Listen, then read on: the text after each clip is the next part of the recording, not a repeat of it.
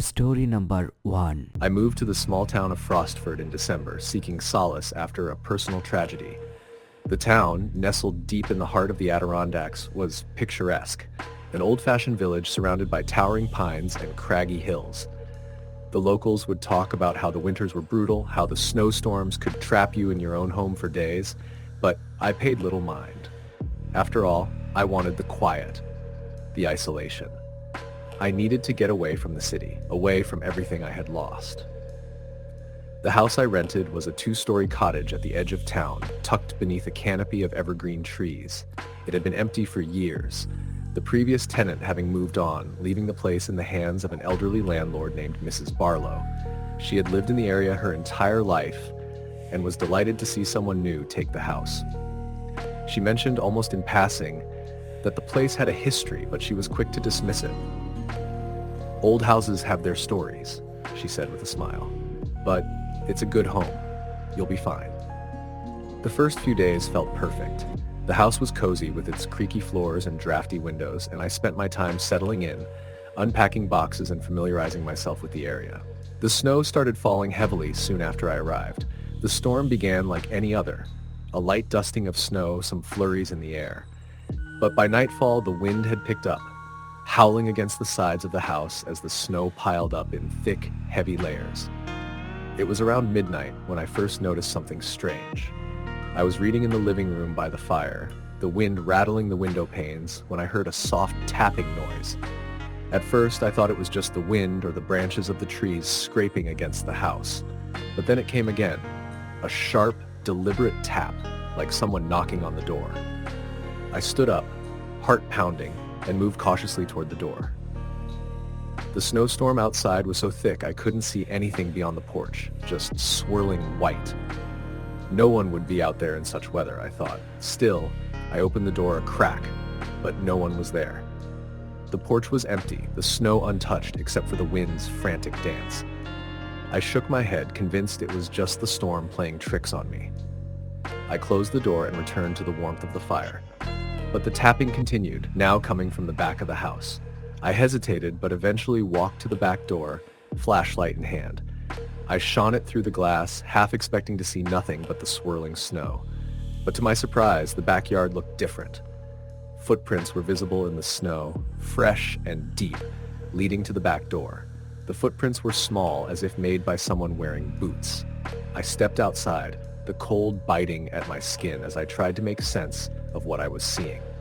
The snow was falling in thick sheets, covering the ground, yet the prints remained as clear as day. They led toward the edge of the woods, just beyond the tree line. I had no idea who could have been out there, but I knew one thing for sure. I wasn't going to follow them. The storm was growing worse, the wind howling louder now, and I could feel the air growing colder.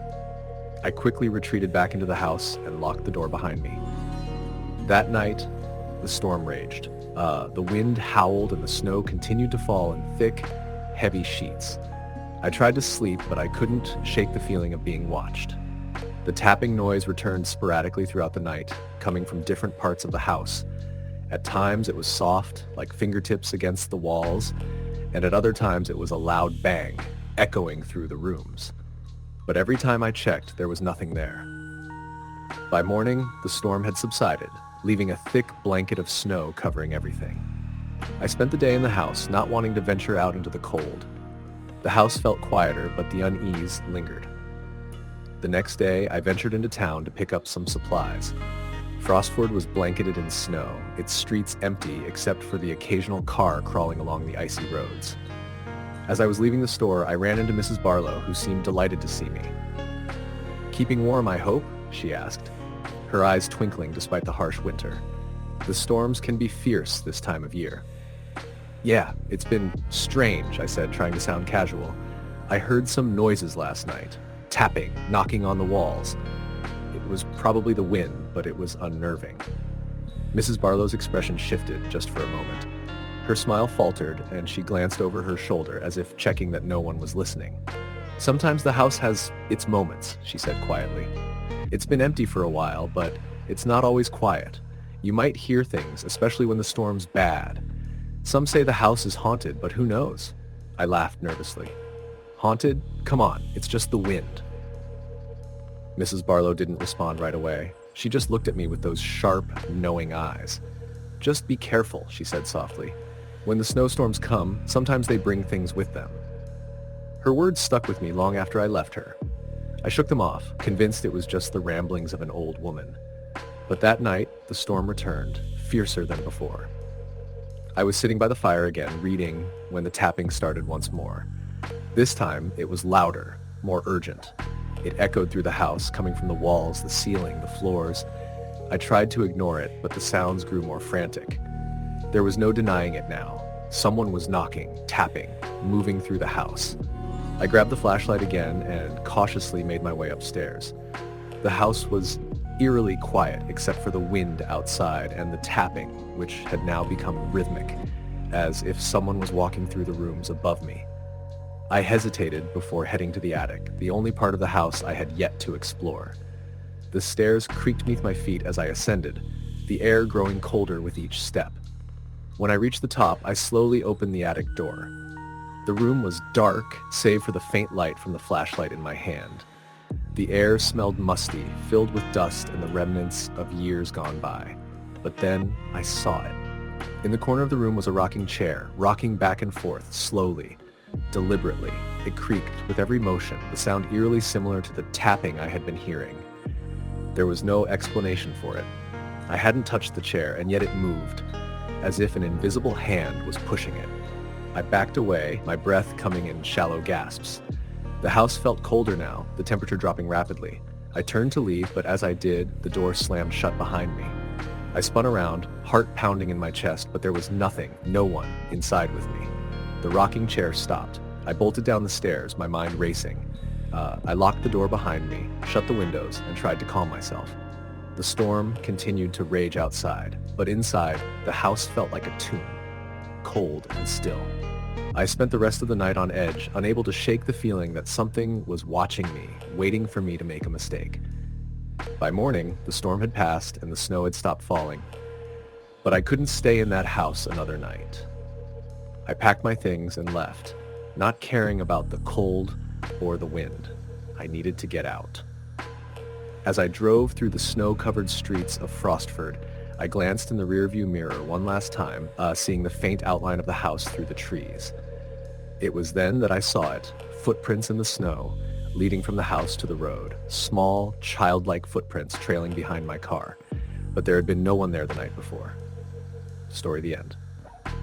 Story number 2. The snowstorm hit on a Friday evening, just as I was finishing my last shift at the small inn I worked at in a quiet town in the mountains. The forecast had predicted a storm, but I hadn't expected it to be this bad. By the time I finished packing up and locking the front door of the inn, the wind was already howling, sending snowflakes swirling through the night air in dizzying patterns. The world outside was turning into a white blur, and the roads were beginning to ice over. I had been staying at the inn for the past few months, saving up for a place of my own. The inn itself was old, built long before I had come to work there, and it had an atmosphere that was comforting yet eerie. It was one of those places where the walls seemed to hold secrets, like they'd seen things that were too strange to explain. But there was something peaceful about the stillness there, especially when the snow started falling. It was like the world outside had disappeared, and all that was left was the soft sound of snowflakes and the occasional creak of the inn settling. My apartment was about an hour away from the inn, and though I usually stayed the night in one of the inn's rooms when the storms were bad, I decided that tonight I would brave the snow. It wasn't the worst storm I'd seen, but the thought of being alone in the inn with the wind rattling the windows didn't appeal to me. I made my way to my car, bundled up in a thick coat, gloves, and a scarf. As I drove along the winding road through the mountains, the visibility began to worsen, and I had to slow down. The snow was coming down so heavily that it was hard to distinguish between the road and the forest on either side. My headlights cut through the thick white mist, but it felt as though the world outside had vanished into nothingness. I had driven this road countless times, but tonight it seemed different. Something about the silence felt off, as though the storm itself was watching me. After what felt like an eternity, I finally reached the turnoff for my apartment complex. I was just about to pull onto the road when my car jolted and came to an abrupt stop. My heart skipped a beat, and I cursed under my breath. A branch, heavy with snow, had fallen across the road, blocking my way. Great. I turned the car off, grabbed my phone, and saw I had no service. Typical. I wasn't about to sit in my car and wait for help, so I decided to walk the rest of the way to the apartment. The wind was relentless, and the snow was blowing sideways, making it nearly impossible to see more than a few feet in front of me. I squinted through the storm, trying to make out the path to the complex, but the icy air stung my face as I trudged forward. I had only taken a few steps when I heard it, a low, distant sound like someone calling my name. I paused, straining to listen, but the wind immediately swallowed up the sound. I shook my head, telling myself it was just the storm. It had to be. I was hearing things. But as I continued walking, I heard it again. This time, it was louder, clearer. Lena, I froze. That wasn't the wind. That was a voice, a familiar voice. My pulse quickened and my breath caught in my throat. There was no one out here, no one for miles. And yet that voice sounded as if it were right behind me. I turned around, half expecting to see someone standing in the swirling snow. But there was nothing, just the empty stretch of road behind me, blanketed in snow. My breath fogged in the freezing air as I stood there, unsure of what to do. The voice had been unmistakable. It wasn't my imagination.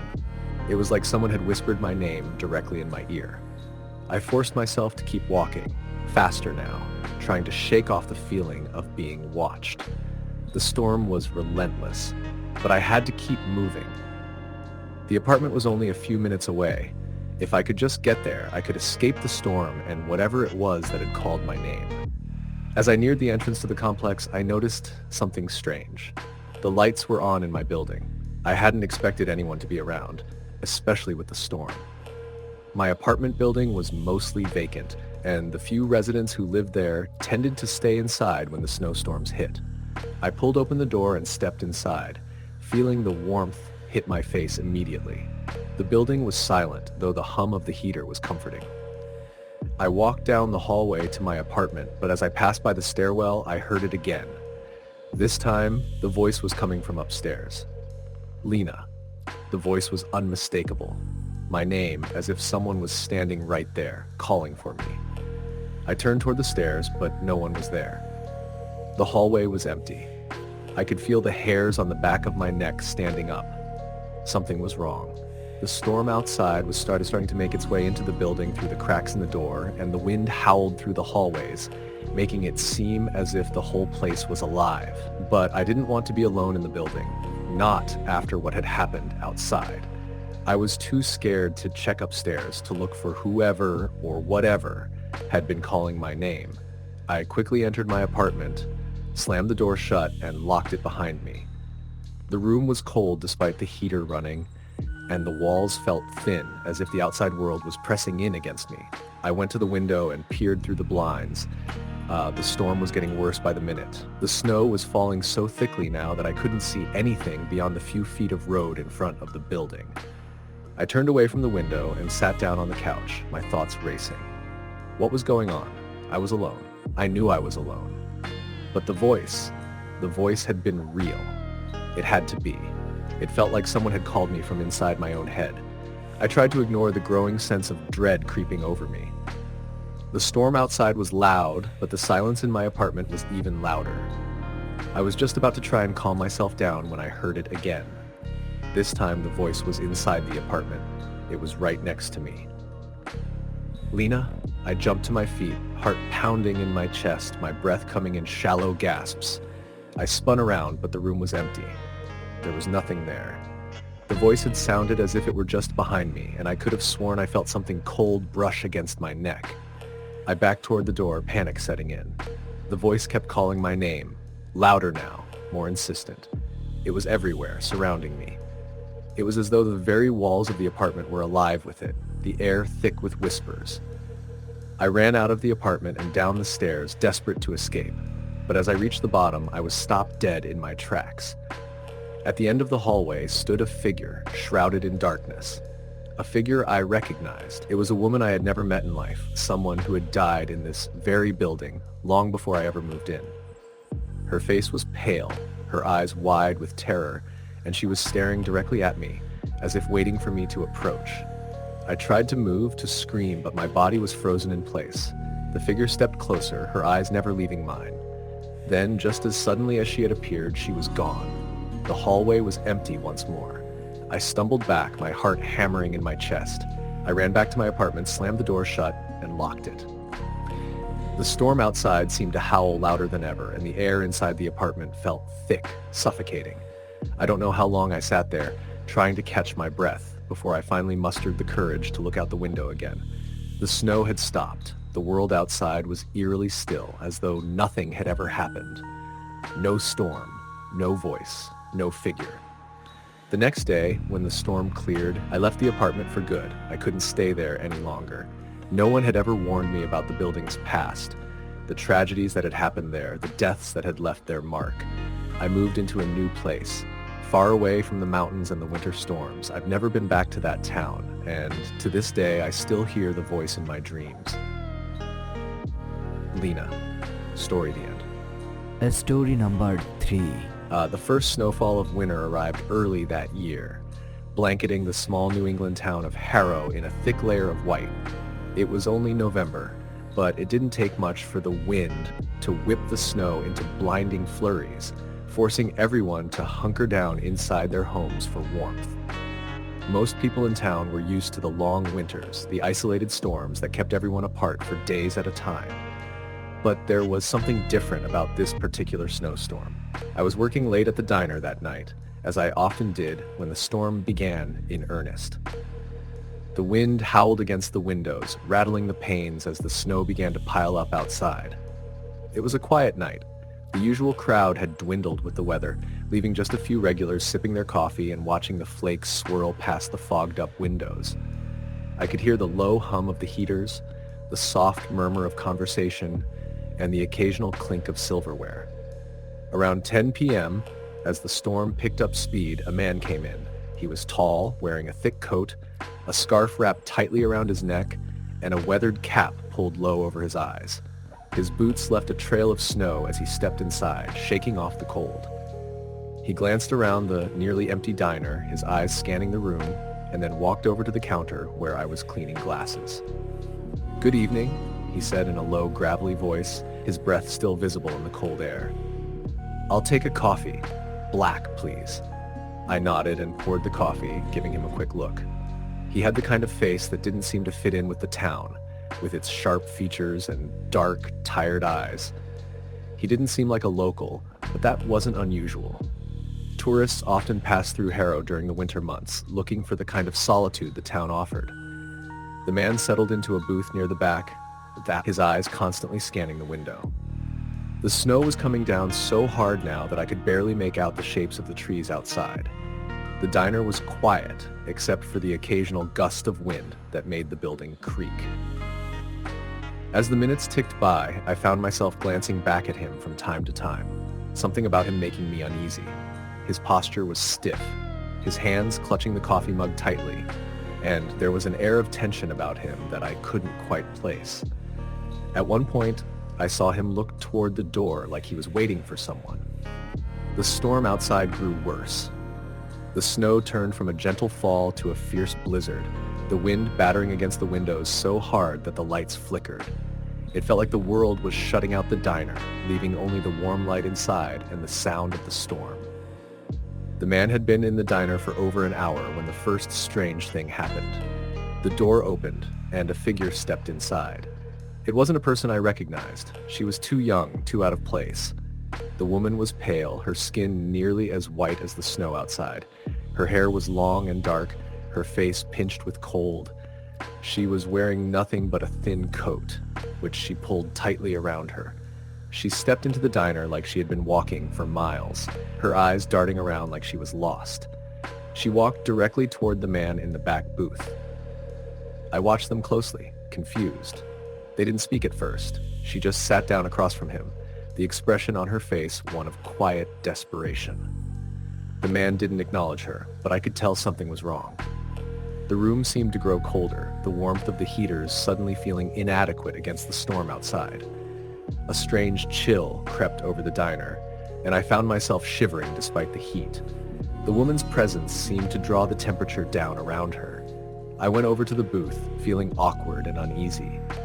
"Can I get you anything?" I asked, trying to ignore the strange atmosphere in the air. The man's eyes flickered to me for a moment, but then his gaze shifted back to the woman across from him. "No," he said quietly, his voice tight. "We're fine." I stepped back, not wanting to press any further. The woman sat there, her hands folded in her lap, her eyes staring out the window into the white abyss. The man did not speak another word. It was as if they were both lost in their own thoughts, and yet they seemed connected in a way that made me uncomfortable. The wind howled outside, and I could hear the snow scraping against the walls of the diner. The silence between the two of them stretched on, filling the space with an oppressive tension that I couldn't explain. Then, without warning, the woman stood up. She moved slowly, deliberately, as if something inside her was compelling her to act. She walked toward the door, the man's eyes never leaving her. When she reached the door, she stopped. She stood there for a long moment, her back to the man, before she turned slightly, as if waiting for him to follow. The man didn't move. The woman hesitated again, and then, with a final glance at him, she stepped out into the snowstorm. I watched her through the window, my breath fogging up the glass as she disappeared into the swirling white outside. The door slammed shut behind her, with a finality that left the room feeling empty. The man sat motionless for a long time, staring at the door, his face unreadable. I couldn't understand why he hadn't gone after her, why he had just let her leave. He had been waiting for her, hadn't he? He had looked so expectant when she arrived, as if they had planned this meeting. "Is she okay?" I asked, breaking the silence. The man didn't answer right away. He just sat there, his hand still gripping the mug. "She'll be fine," he said quietly, his voice flat. "She just needed to go." I didn't know what to say. I could feel the weight of the moment, the tension that hung in the air like an unspoken truth. After a long pause, the man stood up and threw a few bills on the counter, leaving his coffee untouched. "I'll be on my way," he said, and then without another word, he left. The wind was howling outside as I watched him walk into the storm, disappearing into the snow. I stood there for a moment, unsure of what I had just witnessed. The diner felt colder now, the warmth of the fire no longer enough to fight off the chill that had settled in my bones. That night, after closing the diner, I walked home through the snow, my mind racing with questions I couldn't answer. I couldn't shake the image of the woman in the thin coat, vanishing into the blizzard, or the strange look in the man's eyes as he watched her leave. It wasn't until the next morning, when I went outside to shovel the snow from my steps, that I saw it. There were no footprints leading into or out of the diner. The snow had fallen overnight, covering everything, but there was no trace of the woman's arrival, no trace of her departure. Nothing. I've lived in Harrow for years now, and every winter, when the first snow falls, I still think about that night. The storm, the woman, the man, and the way the snow erased it all. Some nights I can hear the wind howling outside, and I wonder if they're still out there, walking in the storm. Story, the end. Story number 4. The snowstorm came out of nowhere. I had been working the late shift at the small inn on the outskirts of town, tucked away in the quiet valley.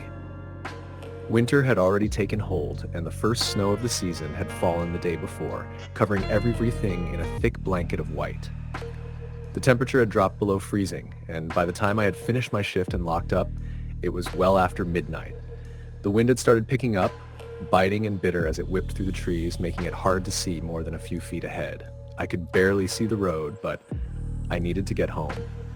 I lived about 10 miles out from the inn, in a small cottage near the edge of a thick forest. It was a peaceful place, isolated but beautiful. But tonight, with the storm picking up and the visibility fading, the forest felt eerily ominous. I could feel the weight of the dark, like something was watching from beyond the trees. But I had driven this road 100 times before, and I knew I could make it home. The snow was coming down harder now, swirling in every direction. The headlights of my car barely penetrated the white chaos in front of me. I squinted through the windshield, trying to make out the road as it twisted through the trees, the thick snow coating the narrow, winding path. I slowed my car, my tires crunching in the deepening snow, and concentrated on staying on the road. It wasn't until I hit the steep hill that I realized something was wrong. The car jolted as it hit a patch of ice, sending a cold shiver up my spine. My heart raced as the tires lost grip, spinning and sliding dangerously. I tried to steer, but it was too late. The car veered off the road and skidded into the snowbank, coming to a stop with a harsh jolt. I took a deep breath, trying to calm myself, but panic was already creeping in. The storm was now in full force, the wind howling and the snow swirling around me, making it impossible to see anything. I checked my phone for a signal, but of course there was nothing. No service. I was completely alone, trapped by the storm. I tried starting the car again, but the engine only sputtered before it died. I cursed under my breath and grabbed my flashlight, climbing out of the car into the freezing night. The wind hit me like a wall, biting at my skin, and the snow stung my eyes.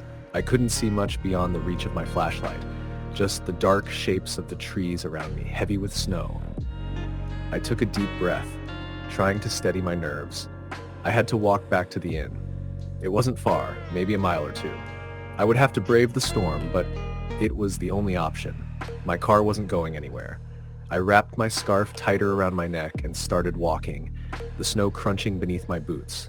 The air was thick with silence, broken only by the howling wind. The trees loomed above me, their branches heavy with snow, the world around me dark and oppressive. The cold was unbearable, and I could feel my face growing numb from the wind. But I kept going, step by step. It wasn't long before I realized I wasn't alone. I heard a sound, a faint whisper like the rustling of footsteps in the snow, just behind me. I stopped and turned, my heart pounding in my chest. But there was nothing, no one. Just the empty trees and the howling wind. My breath came in quick bursts, clouding the air in front of me. I shook my head, trying to shake off the feeling that I was being watched. It was just the storm playing tricks on me. I continued walking, my steps quickening, my breath shallow and fast. The whispering sound came again, closer this time, a soft rustling in the snow. I stopped again, my heart racing. This time I could hear it more clearly. A voice. A woman's voice, faint but unmistakable. "Help me." I spun around, the beam of my flashlight cutting through the darkness. But again, there was no one there. Just the same empty stretch of snow-covered road and the dense trees on either side. My skin prickled, and I felt a cold shiver run down my spine.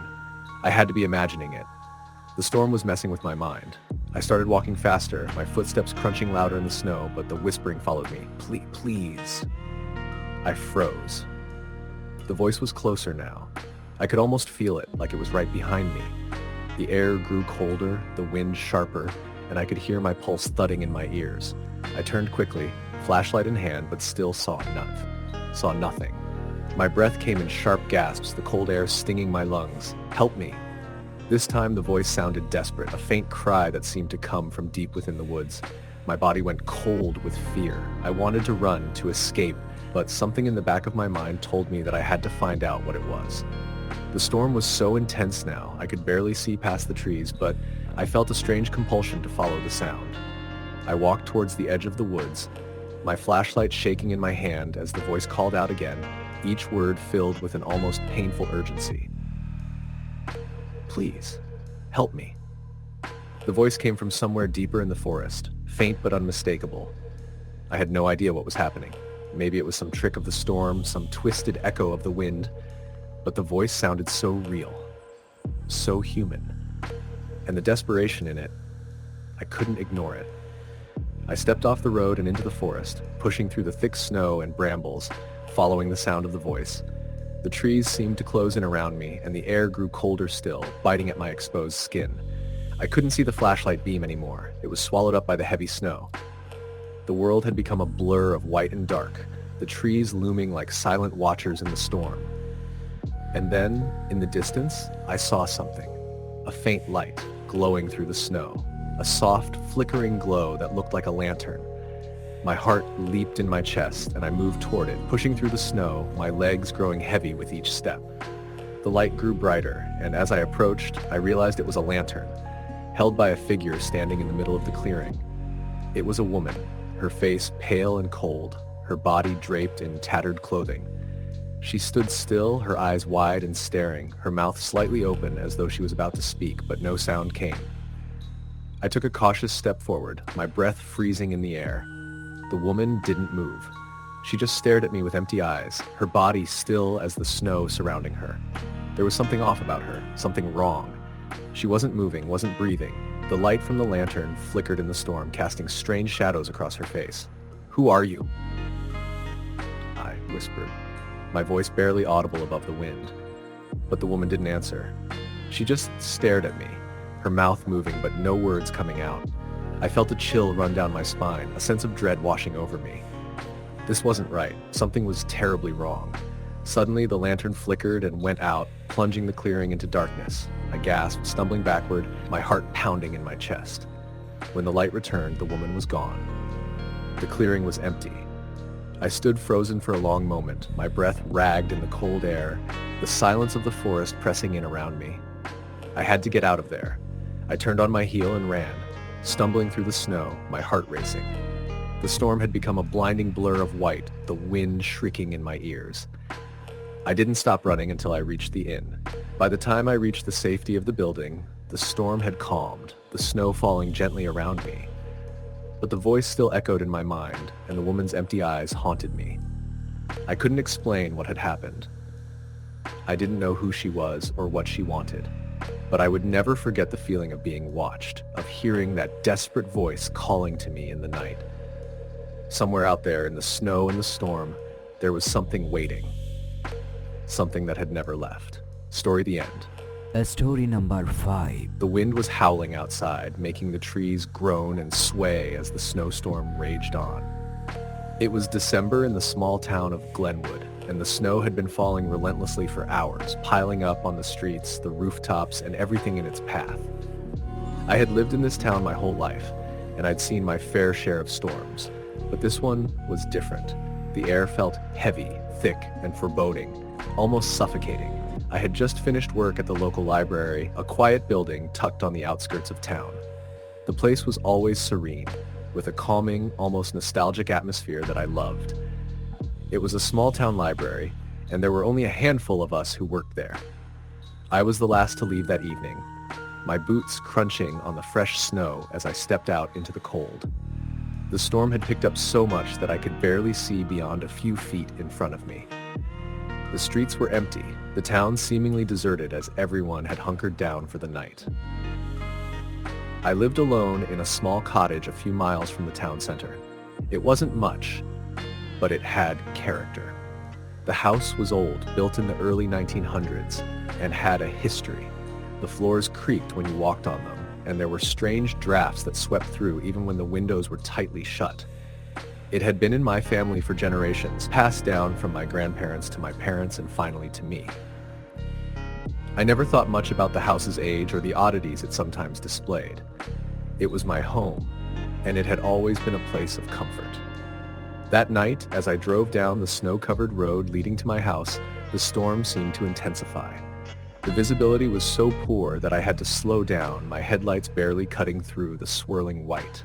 The windshield wipers struggled to keep up with the constant barrage of snowflakes, and the tires slid slightly as I navigated the slick roads. I kept my eyes on the path ahead, focused on getting home safely. When I finally arrived, I pulled the car into the small driveway and cut the engine. The house loomed in front of me, its dark silhouette barely visible against the storm. I grabbed my things, quickly got out, and hurried toward the front door. The wind bit at my face, and I could hear the branches of the trees creaking under the pressure of the storm. I didn't waste any time getting inside. I closed the door behind me, leaning against it for a moment as I listened to the wind outside. The house was quiet, the only sound being the occasional crack of settling wood. I kicked off my boots and hung my coat up, then made my way into the kitchen to start a pot of coffee. I needed something warm to take the chill off. As I waited for the coffee to brew, I glanced around the living room. The lights were dim, casting long shadows that stretched across the floor. The fireplace was cold, and I was too tired to bother with starting a fire. I wanted nothing more than to curl up with a blanket and relax. But as I stood there, a strange sensation crept over me. It was a feeling I couldn't shake, a sense that I wasn't alone in the house. My heart began to race, and I couldn't put my finger on why. I looked around, but everything seemed still. The old grandfather clock in the corner of the room ticked steadily, the only sound breaking the silence. I shook my head, trying to calm myself. The storm was playing tricks on me, I thought. It was just the isolation, the wind, and the darkness outside. I was used to being alone, but the feeling didn't go away. I walked into the living room, hoping that a change of scenery would ease my nerves. As I crossed the room, I noticed something odd. The armchair by the window where I usually sat in the evenings to read was rocking gently back and forth. It wasn't a violent rocking, but slow, rhythmic, as if someone had just gotten up from the chair. I froze in place, my breath catching in my throat. I had left the chair still when I walked through earlier. I approached the chair cautiously, my pulse quickening. I had been alone all evening. There was no one here. My mind raced as I tried to reason with myself, but I couldn't ignore the fact that the chair was still moving. It was as though something or someone had just been sitting there. I took a step back and the room suddenly felt colder, as if the temperature had dropped a few degrees in an instant. My breath fogged in the air. I felt an icy chill crawl up my spine. I turned quickly and walked toward the kitchen, my heart pounding in my chest. I needed to get a grip. It was just a draft, I told myself. The old house was settling. That's all. But as I stepped into the kitchen, I stopped short. The door to the basement, which I had clearly closed earlier, was now slightly ajar. A sliver of darkness peeked through the crack. The basement door had always been a source of unease for me, even though there was nothing particularly strange about it. It was just old like the rest of the house. But tonight, with the storm howling outside and the house feeling off, it seemed like the door itself was whispering to me. I stood there, paralyzed for a moment. I had no reason to go down into the basement. There was nothing down there I needed. And yet, I found myself walking toward the door, drawn to it in a way I couldn't explain. With a trembling hand, I reached for the doorknob and pulled the door open. The air in the basement was cold, musty, and thick. I couldn't see much in the darkness, but I could feel the weight of it, the pressure of something unseen watching me. My heart raced, my breath quickening as I took a step into the stairwell. The stairs creaked under my weight as I descended, my flashlight flickering in the dim light. I reached the bottom and swept the beam across the room. Everything seemed as it should be. Old boxes, furniture covered in dust, forgotten items stacked against the walls. But then, something caught my eye. In the far corner of the basement, just beyond the stacks of boxes, there was a figure. A shadow, but not a shadow. It was dark, human-shaped, standing motionless in the corner, its face obscured by the darkness. My breath caught in my throat, and for a moment, I couldn't move. Then, I heard it, a whisper, soft and distant, a voice I couldn't place. "Get out." I stumbled backward, my heart pounding in my chest. I didn't wait to see if the figure moved. I turned and ran back up the stairs, slamming the door behind me.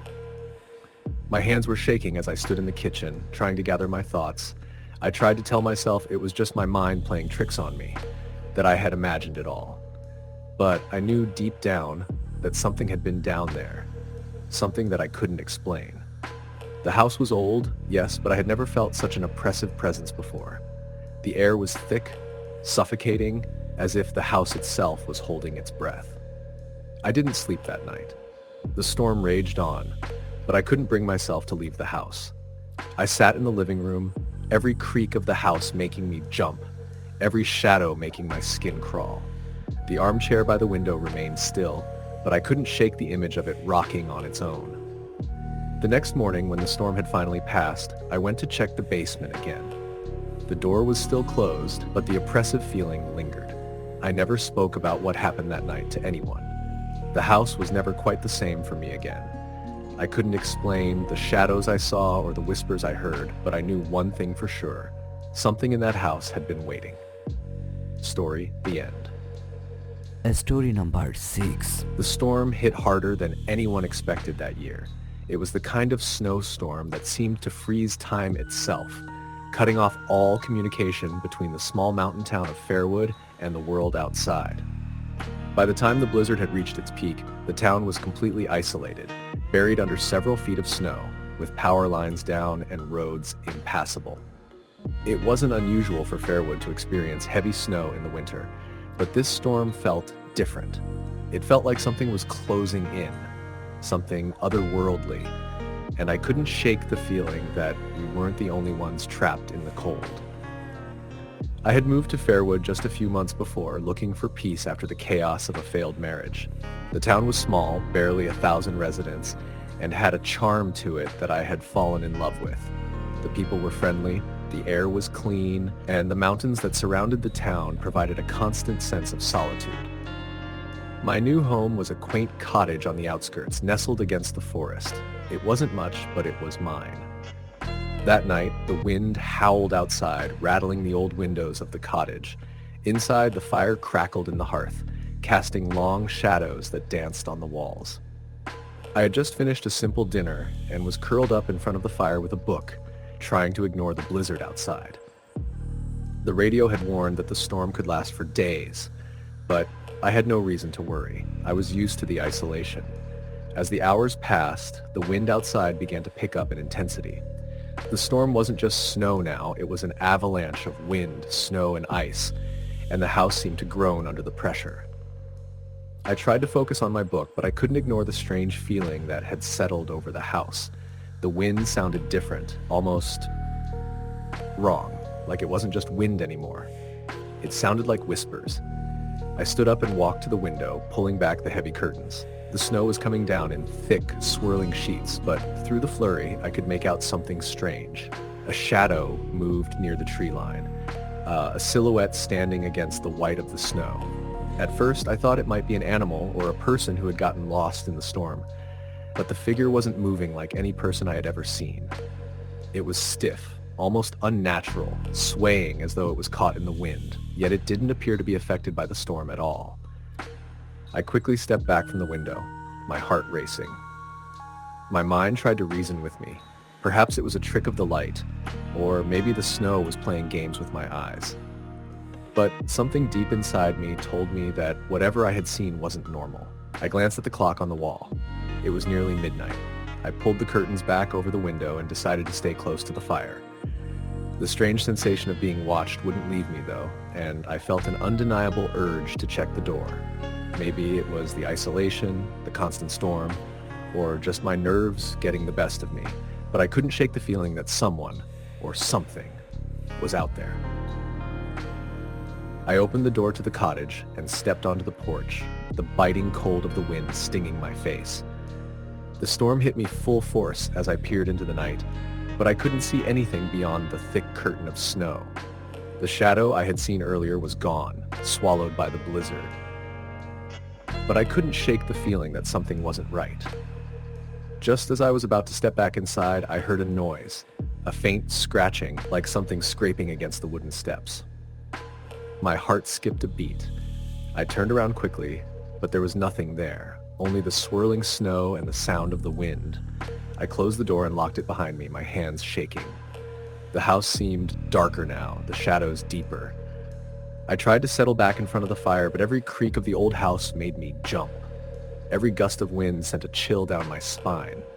I kept thinking of that shadow outside, the way it moved, or didn't move, rather. The feeling that it was waiting for me. As the night wore on, the storm continued to rage. At some point, I must have fallen asleep, but I was awoken in the early hours of the morning by a loud banging sound coming from the back of the house. It was so sudden and forceful that I shot upright, my pulse racing. The wind outside had picked up again, but the sound, distinct and rhythmic, was something different. It sounded like something was pounding on the back door. My first thought was that it was someone, maybe a traveler who had gotten lost in the storm. But then the reality of the situation set in. The roads were impassable. There was no way anyone could have made it this far in the storm. I hesitated for a long moment, my heart hammering in my chest. The noise stopped as suddenly as it had started, and an eerie silence filled the air. I didn't know what to do. I could feel the presence of something, someone, on the other side of that door, and I knew I couldn't just ignore it. Slowly I got up and walked to the back door, my every step feeling heavier than the last.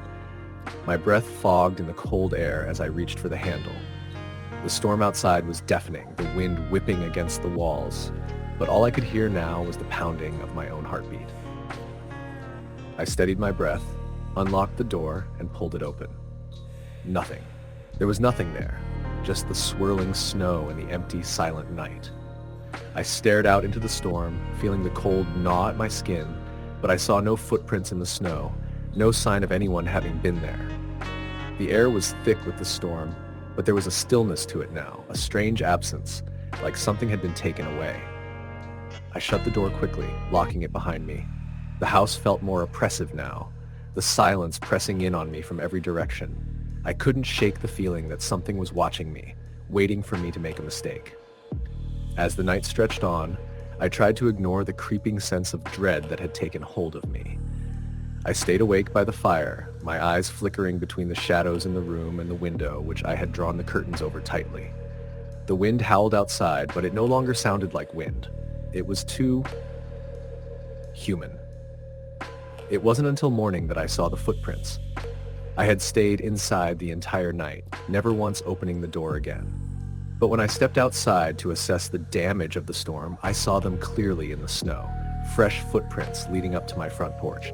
They were wide, heavy, like boots that had sunk deep into the snow, but they stopped abruptly. Right at the door, I stepped back, my breath catching in my throat. Whoever or whatever had come to my house during the storm had never entered. The prints were clear, but there was no sign of a person, no trace of movement. I turned back to the house, my hands trembling as I reached for the door. The shadows inside seemed darker than before, and that same feeling of being watched had returned, stronger than ever. Story the end. Story number 7. The storm arrived without warning, a ferocious whiteout that blanketed everything in sight. I had just closed the shop, locking the heavy wooden door behind me, when the wind started to howl through the narrow streets of our little town. The snow seemed to fall in endless sheets, driven sideways by the gusts that pushed me back as I tried to make my way home. I had been working late at the hardware store, my boss having asked me to help clean up after the last-minute rush before the storm hit. The town was small, barely more than a cluster of houses and a few businesses, but it had its charm, especially during the winter. Snowstorms like this one were a regular occurrence, but they were never quite this intense. The kind of storm that made you feel as if the world had been swallowed whole, leaving you in a void of white. My apartment was only a 15-minute walk away, but tonight it felt like a lifetime. The snow was falling so thickly that I could barely see the lights of the other buildings. The wind bit at my cheeks and ears, and my steps were muffled by the snow accumulating at my feet. It was eerily quiet, as though the world had been hushed by the storm. As I neared the edge of town, I passed the old church on the hill. I had always found it unsettling, not because of its age, but because of the stories that surrounded it. The church had been there for over a century, its stone walls darkened by the passage of time. It had been abandoned for as long as I could remember. Nobody dared go near it after dark, not since the fire. It was a strange thing, a tragedy that everyone had heard of, but nobody liked to speak of. Years ago, the church had burned to the ground under mysterious circumstances. Some claimed it had been arson. Others whispered that the fire had been set by an old spirit. They got angry and vengeful. There was talk of strange noises, sightings of figures in the windows long after the building was abandoned, but no one had ever been able to explain it. In all my years living in the town, I had never been close enough to the church to investigate myself. Something about it always made me uneasy. Tonight, with the storm at its peak, I couldn't help but glance up at the silhouette of the church against the dark sky. The wind howled louder. They and a low creak sounded from the direction of the church. I paused, my breath fogging in front of me. Something about the noise sent a chill down my spine. I shook my head, telling myself it was nothing more than the wind, but then from the corner of my eye I saw it. A flicker of light in one of the church's upper windows. I froze, my heart skipping a beat. The church had been abandoned for years. There was no electricity, no reason for anyone to be there. I could hear the wind picking up, the snow falling even harder, but the light remained. It wasn't much, just a faint glow, but it was enough to make me uneasy. I stood there for a long moment, trying to rationalize what I was seeing. Maybe it was just the storm playing tricks on me, the way light from street lamps could sometimes create illusions in the snow. But I couldn't shake the feeling that something was wrong, that the light shouldn't be there. I turned and hurried toward my apartment, pushing the thought of the church from my mind. The wind was picking up now, the snow almost blinding as I walked. I tried to ignore the tightness in my chest, the feeling of being watched from behind, but it was hard to shake the image of that light. By the time I reached my building, my clothes were soaked through, and the cold had begun to seep into my bones. I stepped inside, shivering, and slammed the door behind me, locking it quickly. The warmth of the apartment was a welcome relief, but the unease from the storm lingered in the back of my mind.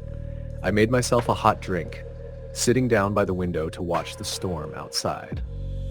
The wind was fierce, howling against the glass, but I couldn't stop thinking about the light in the church.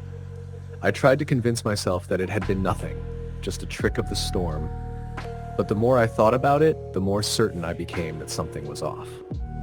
I went to bed early that night, hoping that sleep would help me forget the unsettling feeling that had settled in my chest. But as I lay in the dark, the sound of the wind outside seemed to grow louder, more insistent. I tossed and turned, trying to ignore the strange sense of unease that clung to me. I must have drifted off at some point, because when I woke, the storm had quieted.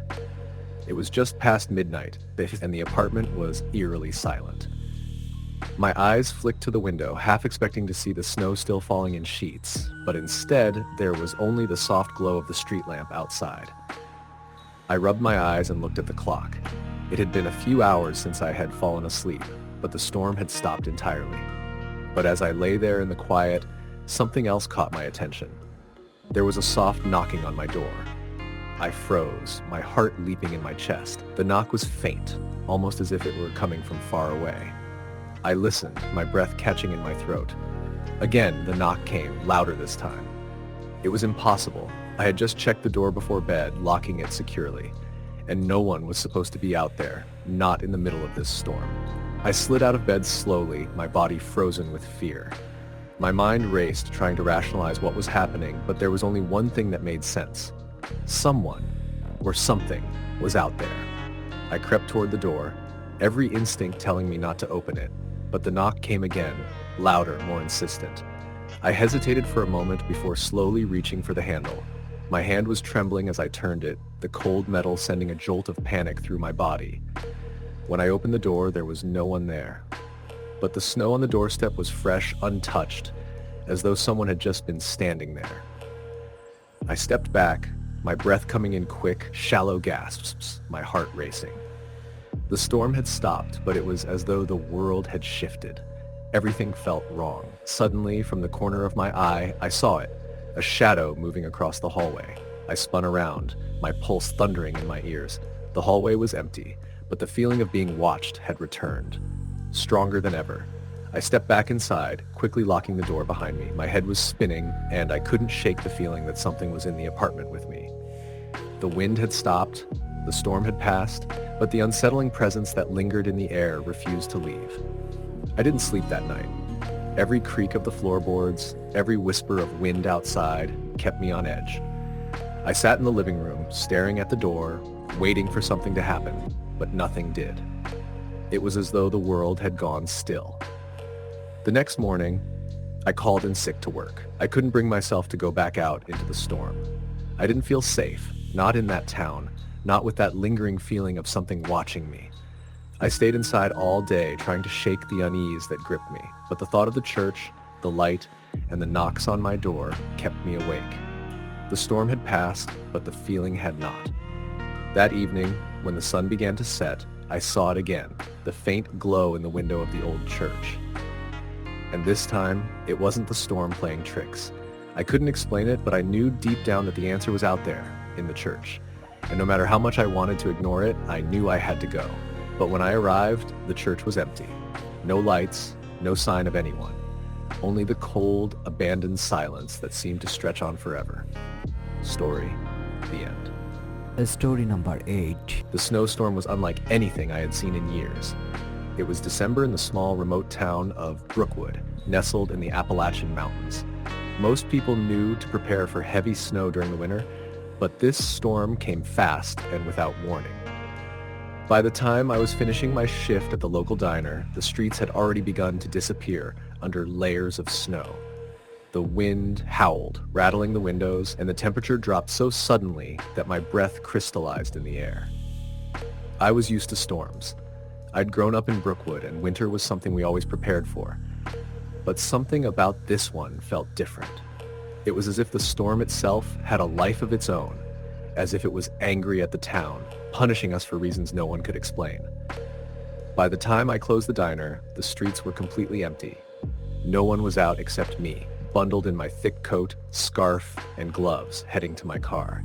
The wind made it difficult to walk, pushing against me with icy fingers.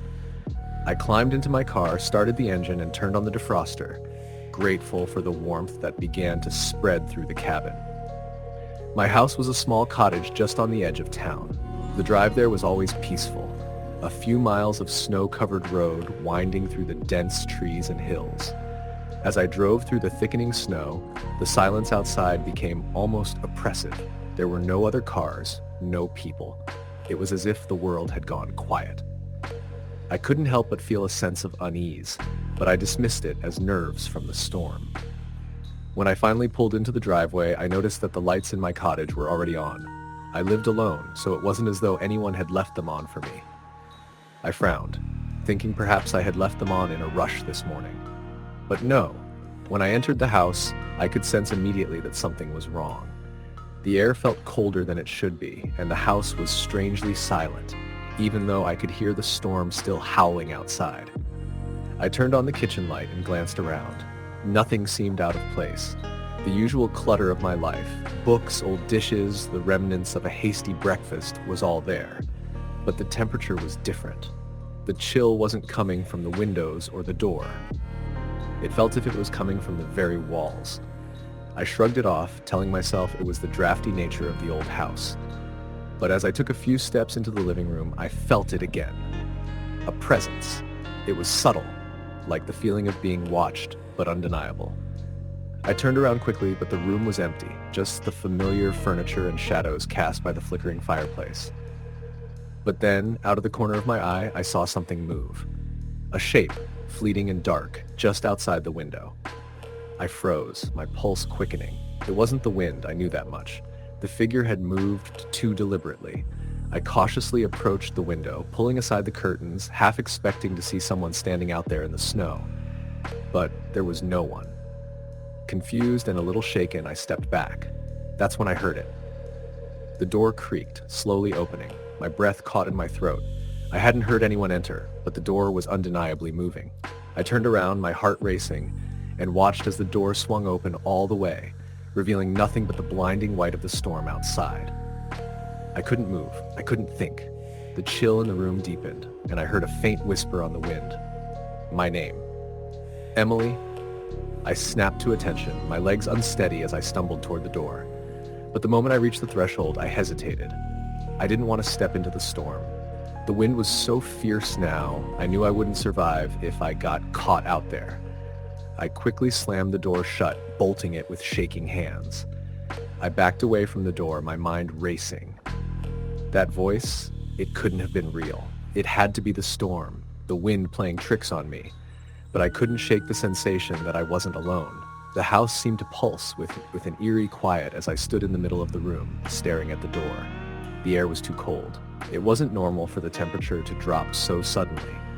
Something was off, something I couldn't explain. I checked the back door, double-checked the windows, and made sure every possible entry point was secured. But every step I took, every room I passed through, seemed to increase the sense of unease that gripped me.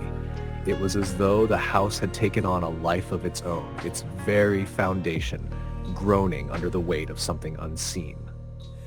I finally sat down in the living room, wrapping myself in a blanket and trying to calm my racing thoughts. I tried to distract myself by watching the fire burn, but the sound of the wind outside seemed to press in closer. And then, from somewhere deep in the house, I heard a sound. A knock. Soft at first, barely noticeable, but then louder, more insistent. I stood up, my heart pounding in my chest, and moved toward the hallway. The knocking was coming from the basement. I had never liked the basement, always found it a bit unsettling. It was old, filled with things I had never bothered to go through. Boxes of old family photos, broken furniture, odds and ends from past generations. I had no reason to go down there, and I didn't plan to now.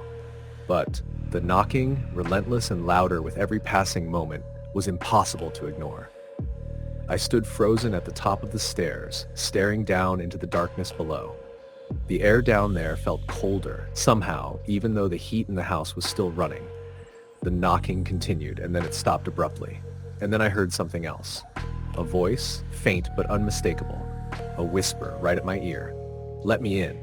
I spun around, but no one was there. The room felt suffocating now. The air thick, the weight of it pressing down on me. I had to get out. I had to leave.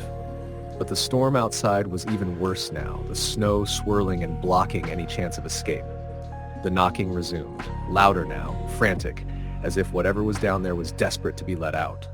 I grabbed the phone, my hands trembling, but there was no signal. The storm had knocked out all communication. The town was cut off, and I was alone with whatever was haunting me. I turned to face the basement door.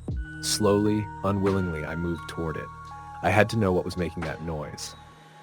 As I reached for the doorknob, the temperature dropped even further, the chill seeping into my bones. I hesitated.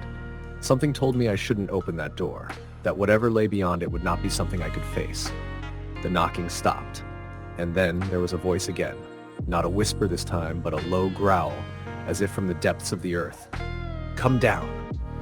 The door suddenly swung open on its own, revealing the blackness of the basement. I stood there for a long moment, unable to move. But then, something shifted. A shadow moved in the dark, just beyond the reach of the dim light at the top of the stairs. A figure, tall and thin, standing motionless. I screamed and backed away, but the figure didn't move. It just stood there, watching me. The wind howled louder, the storm seemed to grow more violent. The temperature plummeted, and I could see my breath in the air. I couldn't stay here. I couldn't breathe. I had to get out. But as I turned to flee, I caught one last glimpse of the figure in the basement. Its eyes, empty, hollow, stared back at me, and I heard its voice one last time. "Stay with me." I ran, not looking back. Story the end. Story number 9. The snowstorm came faster than anyone had expected. It started as a light dusting in the morning, but by the time nightfall arrived, the wind was howling and the snow was falling thick and fast. I had been working the late shift at the small diner in the middle of nowhere, a place that catered mostly to travelers passing through. It wasn't much, but it paid the bills, and I liked the quiet. Most nights, the only sounds were the hiss of the fryers and the soft buzz of the fluorescent lights above. That night, however, something felt different.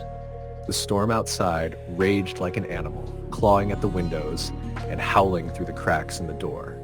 It was one of those snowstorms that seemed to swallow everything whole, the kind that could make a person lose their way even if they knew the land like the back of their hand.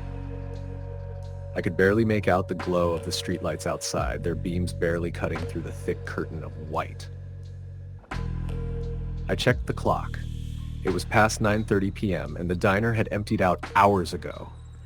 There were only a few stragglers left, a couple of truckers who had stopped for a warm meal before continuing their journey. I was ready to call it a night and head home. The roads were treacherous, but my apartment wasn't far from the diner. A small place on the second floor of an old building that had once been a warehouse. I had grown used to the creaks and groans of the structure, the whispers of the wind outside. I hadn't minded it, not really, until the past few months. Lately, there had been an odd, persistent chill in the air, even when the heat was cranked up. Sometimes I would hear things at night. The sound of footsteps in the hallway, doors creaking open and shut when no one was there. But I hadn't thought much of it. I was used to the noise, to the isolation of the building. But that night was different. I was wiping down the counter when the doorbell jingled and a figure stepped into the diner. I looked up, surprised. The storm was so fierce that I hadn't expected anyone else to come in, let alone someone brave enough to face it. The man was tall and thin, with a long black coat that was soaked through with snow. His face was pale, his hair dark and wild, but it was his eyes that caught my attention. They were strange, almost unnatural, pale blue, almost as though they were too bright for the darkness surrounding him. He looked at me for a moment, his eyes scanning the room before he spoke. "Is it still storming out there?" His voice was low, hoarse, like someone who hadn't spoken in a long time. I nodded, my eyes narrowing slightly. "Yeah, it's bad. You shouldn't be out there." He didn't answer right away. Instead, he turned and glanced out the window. For a long moment, he just stood there, staring into the storm. I could feel his presence, heavy in the air, like the weight of something that didn't belong. The bell above the door jingled again as another person entered. I turned, relieved to see someone else, but I froze when I saw who it was. It was a woman, young, perhaps in her mid-20s. Her hair was damp, clinging to her pale face, and she was wearing a thin, white dress. It was strange. The kind of dress someone might wear in summer, not in the middle of a snowstorm. Her feet were bare, her skin almost translucent against the storm's cold breath.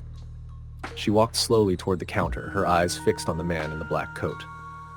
There was something about her, something unsettling. I watched as she approached him, her steps silent despite the creaking of the old floorboards beneath us. She didn't say anything, just stood there staring at him. The man's gaze flickered to her, but he didn't seem surprised to see her. He didn't speak, and neither did she. For a long moment, they just stood there, as if they were waiting for something. "Can I help you?" I asked, my voice a little too sharp, too anxious. The woman's eyes didn't leave the man's face. She slowly raised her hand, and her fingers seemed to tremble slightly as she pointed toward the back of the diner, where the old stairs led up to the apartments. She didn't say anything, but the man nodded slowly. Something about the interaction unsettled me. There was an odd tension in the air, as though the temperature in the room had dropped several degrees. The man turned back to me, his face expressionless. "I'll take some coffee," he said, his voice soft. I made the coffee quickly, my hands shaking slightly. The woman hadn't moved from her spot, and the man hadn't taken his eyes off her. It felt as though time had slowed, and I couldn't shake the sense that something terrible was about to happen. When I handed the man his cup, he gave me a curt nod. Without saying a word, he turned and walked toward the stairs where the woman was standing. She stepped aside, her movements slow and deliberate, and they ascended together, vanishing into the darkness of the hallway. I stood there for a long time, my heart racing. The storm outside roared against the windows, but inside, all I could hear was the sound of my own breathing. The bell above the door jingled again as the last of the truckers left, but I didn't move. I couldn't. I kept staring at the stairs. Something told me I needed to go up there to see what was happening. I grabbed my coat, pulling it tightly around myself to ward off the cold, and made my way to the back of the diner. The hallway was pitch black, the only light coming from a small bulb above the stairs. I hesitated for a moment, but then I heard it, a soft whisper, barely audible over the sound of the storm. "Come up." I swallowed hard, stepping forward, my feet dragging as if the air itself were heavy. I could feel the cold creeping up the stairs, a biting chill that sank into my bones. I reached the top of the stairs and turned down the narrow hall. My footsteps echoed in the silence, but I didn't see anyone. There were only the closed doors to the apartments. But I could hear something, a faint scratching sound, like something moving behind one of the doors. I hesitated, my hand hovering over the doorknob of the apartment closest to me. The door creaked open, and I gasped. The apartment was empty, except for the man in the black coat, who was standing by the window. His back was to me, but I could see the pale flickering light from the storm outside casting long shadows across the room. Then I saw her. The woman, her white dress billowing as if caught in an invisible wind. She stood in the corner of the room, staring at me, her eyes wide and empty. Her skin seemed too pale, almost translucent, and I could see through her, the outline of the walls behind her, the faint outline of the storm. I couldn't breathe. My heart was racing, and I stumbled backward. "Who are you?" I finally managed to choke out.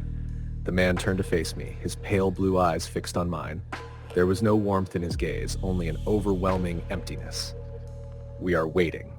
he said softly, his voice a whisper lost in the storm. Before I could respond, the woman stepped forward, her cold, dead eyes locking onto mine. The last thing I saw was the faint, almost imperceptible smile on her lips before the world around me went dark. When I woke, I was back in the diner, sitting at the counter. The storm had passed, the snow had stopped, and the world outside was silent and still.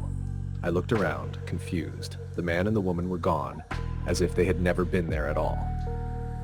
I stood up, shaking, and made my way to the door. As I opened it, I saw that the street was empty, the snow fallen in perfect layers untouched by any footstep. But as I stepped outside, I noticed something that stopped me in my tracks. The faint glow of a lantern flickered in the distance, coming from the old warehouse. I didn't go back inside. I turned and walked away into the quiet of the night, and I never looked back. Story the end. Story number 10. It was the kind of snowstorm that makes you question your own sanity. The kind that closes in on you so tightly you feel as if the world outside is being slowly swallowed whole. I had just moved into an old farmhouse on the outskirts of Winterford, a sleepy town tucked into the folds of the Appalachian Mountains. The house was perfect for my needs. Quiet, isolated, and a bit worn, but it had character. It was exactly the kind of place I needed to escape the chaos of my life. The divorce had been messy, and I needed space to breathe. Winterford seemed like the ideal place to get away from it all. I had arrived in early December, and the weather had been relatively mild. That is, until the snowstorm came barreling in. It started in the late afternoon, just as I finished unpacking the last of my boxes. The sky darkened ominously, the wind picking up as the first few flakes began to fall. By the time the sun set, the storm had intensified. It was as if the world outside had been completely swallowed by the blizzard. The snow fell in thick, heavy sheets, and the wind howled like a wolf in the distance. I'd prepared for the storm, stocked up on food, blankets, and firewood. I even made sure to check the old wood stove in the kitchen to make sure it was in good working condition. I'd been told that power outages were common in the winter, and I had no intention of being caught unprepared. But as the hours passed, something began to feel off. I sat by the fire trying to relax, but the feeling of unease gnawed at me. The house creaked and groaned under the weight of the wind and snow. I thought it was just the old wood settling, but I couldn't shake the sense that I wasn't alone. I dismissed it, telling myself it was the isolation making me paranoid. The storm raged outside, but inside I felt a strange stillness, as if the house had its own life force. It wasn't until I heard the first knock that I began to question what I was experiencing. The knock came from the back door. At first, I thought it was the wind. The storm was fierce, and it often rattled the windows and doors. But when it came again, louder and more insistent, I stood up, heart pounding in my chest. "Hello," I called out, my voice shaking, though I knew no one would be out there in such a storm. The snow was blinding, and the wind would have made it impossible for anyone to be outside for long. I approached the door cautiously, my breath fogging up the glass as I peered through the window. The storm outside was fierce, but there was no sign of anyone, no footprints, no movement in the snow.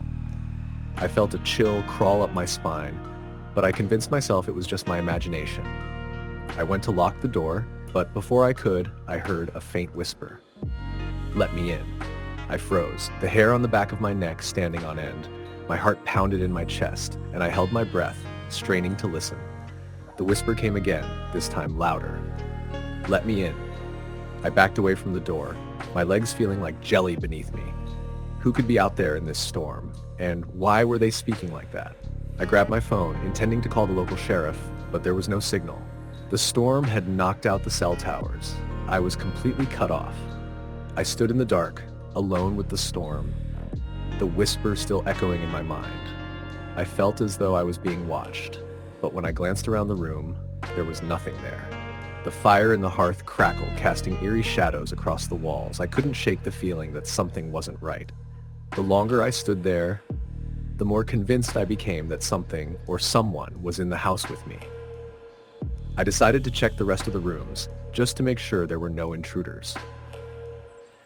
As I moved through the house, the silence became suffocating.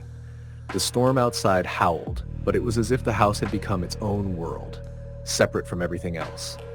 The old wooden floors creaked beneath my feet as I passed through each room, checking windows and doors, but there was no sign of anyone. I couldn't explain why I felt so unsettled. It was just a storm, just the wind. But deep down, I knew something was wrong. And then I heard it again. A soft, deliberate knock at the back door. This time I didn't hesitate. I ran to the door and threw it open, fully expecting to confront whoever was outside. But there was nothing. No one. The snow was untouched, the ground completely still, except for the swirl of the storm that obscured everything beyond a few feet. I stood there for a long moment, the door open wide, staring into the blinding white. The only sound was the wind, screaming in fury. I felt like I was being drawn out into it, as if something was pulling me to the edge of the abyss. The whisper came again, a voice soft and insistent. Come. I stumbled back inside, slamming the door shut behind me, my heart racing. I locked it and then bolted it, my hands trembling. But as I backed away from the door, I couldn't shake the feeling that something was still watching me, waiting for me to make a move. The hours dragged on. The storm showed no sign of letting up, and I was left to wonder if anyone else in the town was experiencing the same thing. But the more I thought about it, the more I realized I hadn't seen another soul since I'd arrived in Winterford. The town felt empty, as though the storm had driven everyone away. It was just me, alone in this old farmhouse. I spent the night on the couch, wrapped in blankets, unable to sleep. Every creak of the house, every gust of wind sent me into a panic. But eventually exhaustion overcame me, and I fell into an uneasy slumber. I woke to the sound of footsteps, heavy, deliberate steps moving across the floor above me. I bolted upright, heart in my throat. I hadn't heard anything earlier. No one had come in. But now, someone was upstairs. I grabbed the nearest object I could find, a heavy candlestick, and slowly crept toward the stairs. Every step I took was echoed by the footsteps above. Whoever it was, they were waiting for me to come up. I reached the bottom of the stairs and stood there, listening. The footsteps stopped. Then, a whisper. Come up. My blood ran cold. I didn't know what to do. Should I go up? Should I call for help? But there was no one to call. The storm had cut me off. The whispers grew louder, more insistent. Come up. With no other choice, I stepped onto the first stair, the wood groaning under my weight, and then a figure appeared at the top of the stairs. It was a woman, pale and gaunt, dressed in tattered clothes. Her eyes were hollow, empty, and she smiled at me, her lips pulling back in a grotesque mockery of a grin. Welcome, she whispered. I've been waiting for you. I turned and ran. I don't know how I made it out of that house, but I did. I ran into the storm, not looking back. The wind howled around me, but I kept going, driven by pure panic. I don't know what that woman was or how she had gotten into the house. I don't know if she was real or if the storm had driven me to madness, but I never went back to that farmhouse. And I never will. Story the end. Story number 11. It was the winter of 2011 when I moved to the small, rural town of Blackwood, nestled in the heart of the Catskill Mountains. I had always dreamed of escaping the noise of the city, trading it for the quiet of the countryside and the opportunity to start anew. The house I found was old, a weathered farmhouse perched on a hill, surrounded by towering trees. It was the perfect place to settle in, away from the bustle of city life. The weather that winter was harsher than I expected. The snow arrived early, and by mid-December it had been falling non-stop for days. The wind howled through the trees, bending their limbs under the weight of the snow, and the landscape became a white wasteland. There was no sign of life, save for the occasional deer trudging through the thick snow, their tracks marking the ground. It wasn't long before I realized that living in the countryside wasn't as peaceful as I had imagined. The isolation was suffocating. The house creaked and groaned, its bones shifting under the pressure of the winter storm. The old wood stove was my only source of heat, and I spent most of my days huddled near the fire, reading or doing chores, while the storm raged outside. One particular evening, as the snow continued to fall in thick, heavy sheets, I decided to take a walk around the property to stretch my legs. The air was cold, biting at my face, and the ground was covered in several inches of snow, which made the walk difficult, but I didn't mind. The walk was quiet, the only sounds being the crunch of my boots in the snow and the occasional whistle of the wind. As I made my way toward the woods at the edge of the property, I noticed something strange. There were footprints in the snow, fresh ones, leading from the tree line toward the house. The prints were large, almost as though they belonged to a man, but there was something off about them. They were too deep, as though whoever had made them had been dragging their feet. I stopped dead in my tracks, staring at the prints. The snow around the house had been undisturbed earlier that morning when I had gone out to fetch firewood. I felt a chill run down my spine as I followed the tracks, unsure of what I was expecting to find. The footsteps led toward the back of the house, then stopped. There was no sign of anyone, no indication of where they had gone.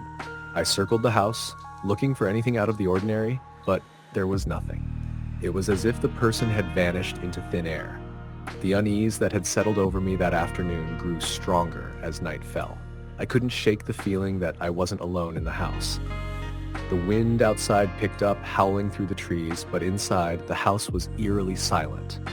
I sat in the living room, the fire crackling in the stove, but I couldn't focus.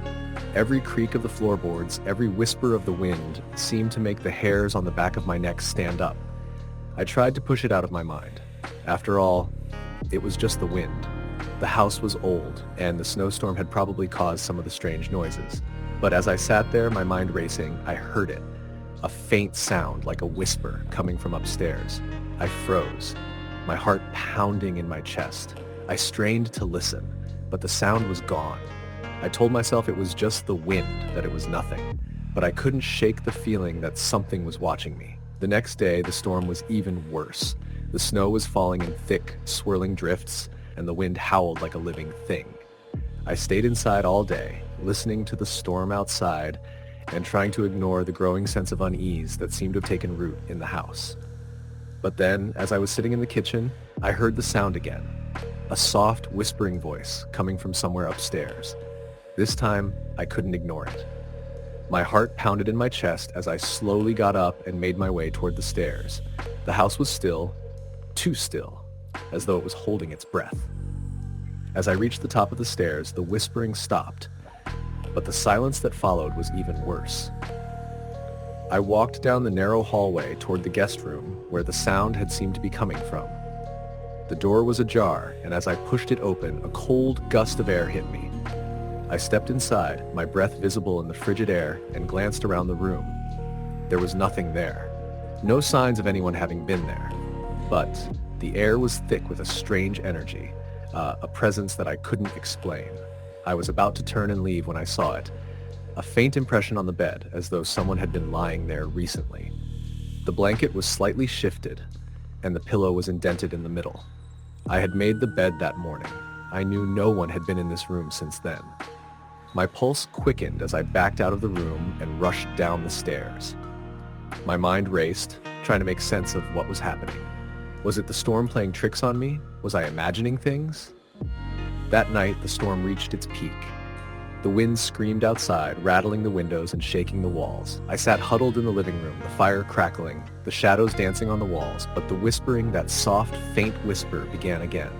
This time it was clearer, more distinct. Come. It wasn't coming from upstairs, it was coming from somewhere closer. I turned, my eyes scanning the room, and that's when I saw it. In the corner of the room, standing just beyond the light of the fire, was a figure. A man, tall and thin, dressed in old, tattered clothes, his face obscured by a shadow. His eyes, though, glowed with an unnatural light, and his lips were parted in a grim smile. He didn't move, but I could feel his presence like a weight pressing down on me. "Who are you?" I managed to croak, my voice trembling with fear. The figure didn't answer. Instead, he took a step toward me. His movements were slow, deliberate, like he was savoring my fear. I froze, unable to move, unable to speak. The air around me grew colder, and the shadows in the room seemed to stretch, reaching toward the figure. Then, just as suddenly as he had appeared, the figure was gone. The room was empty again, the fire crackling softly in the hearth. I didn't dare move. I didn't know what I had just seen, but I knew that whatever it wasn't human. The storm finally let up the next morning, leaving the landscape outside blanketed in a thick, shimmering layer of snow.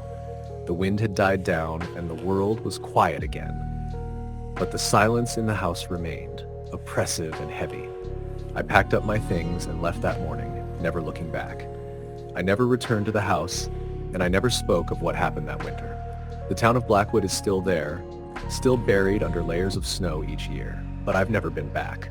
Sometimes I wonder if the house is still standing, if the figure still waits in the shadows, or if it's moved on.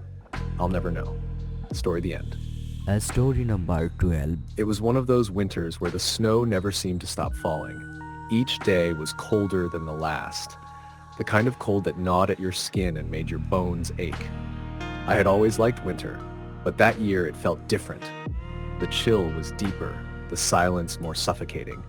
I lived in a small house on the outskirts of town, nestled on a hill that overlooked the forest. My home was quiet, a little isolated, but I liked it that way. I had been living there for over a year, since I moved away from the city to escape the noise, the crowds, and the chaos. But that winter, something felt wrong. It wasn't just the storm, or the cold, or even the deep silence. It was the feeling that I wasn't alone. It started with the lights.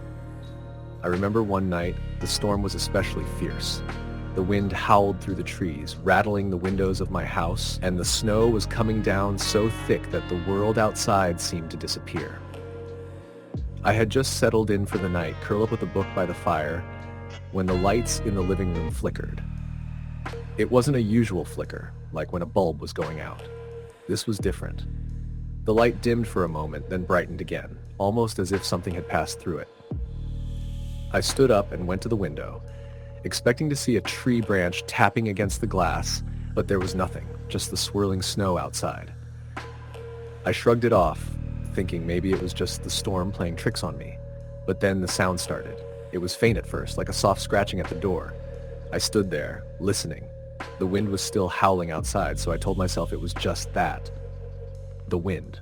But it wasn't. The scratching came again, louder this time, as if something or someone was trying to get in. I froze. My first instinct was to check the door, but I hesitated. What if it was an animal? I tried to reason with myself, but the unease was creeping up my spine. I slowly made my way to the front door, and when I opened it, the cold hit me like a slap in the face. The snow was deep, piling up in drifts, and there was no sign of anyone. No tracks, no footprints, just the untouched, swirling white of the storm. I closed the door quickly and bolted it, my heart racing in my chest. I couldn't explain it, but I felt watched, as if something was lurking just out of sight, waiting. The night passed without incident, but the next morning I couldn't shake the feeling that something was wrong. The storm had intensified overnight, and the snow was now piling up around the house. The roads were impassable, and I was trapped in the house for the day, whether I liked it or not. I went about my usual routine, trying to ignore the feeling of unease that seemed to linger in the corners of the house. But it wasn't long before I heard it again, the scratching.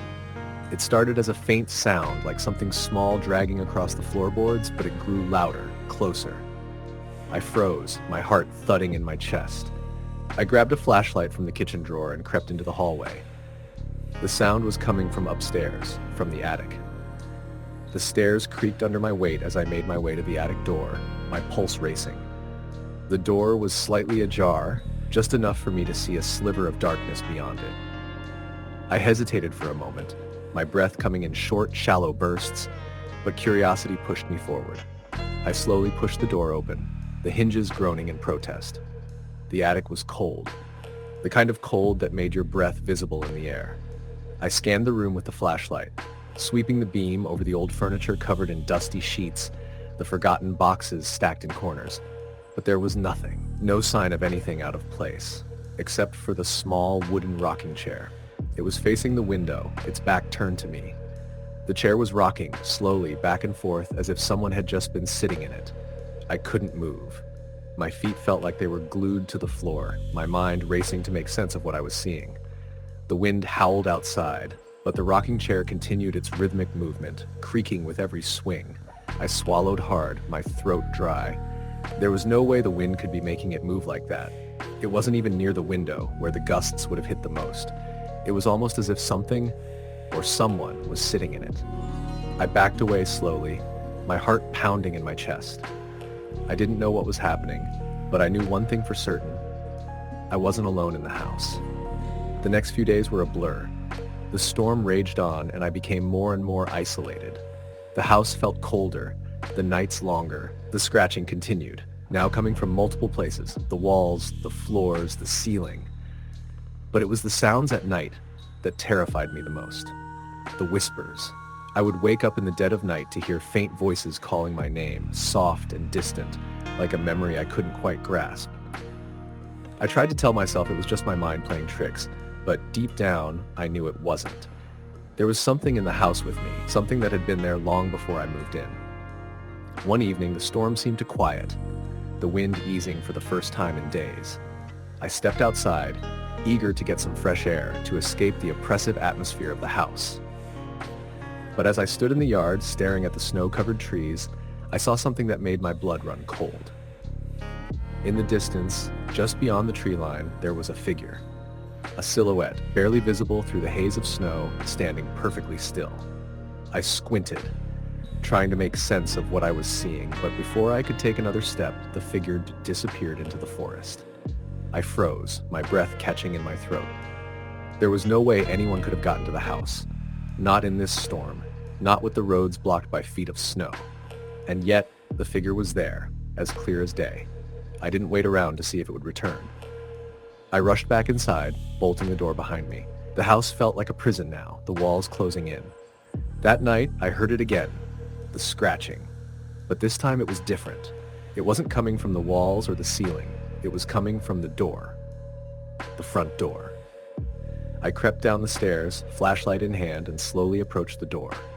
I could hear the sound now, clear as day. Someone was scratching at the wood, softly but insistently. I reached for the handle, my hand trembling, and when I pulled it open, there was no one there.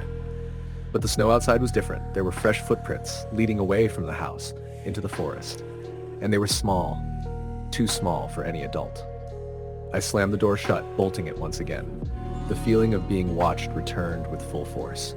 I never did figure out who or what had been haunting my house. I left the very next day, never to return. The storm that had trapped me there for so long seemed to have followed me, lingering in the back of my mind, always just out of reach. To this day, I still don't know what happened in that house.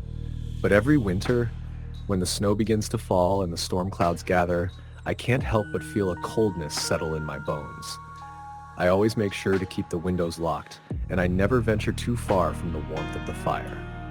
Something about that house, that storm, will always be with me. Story the end.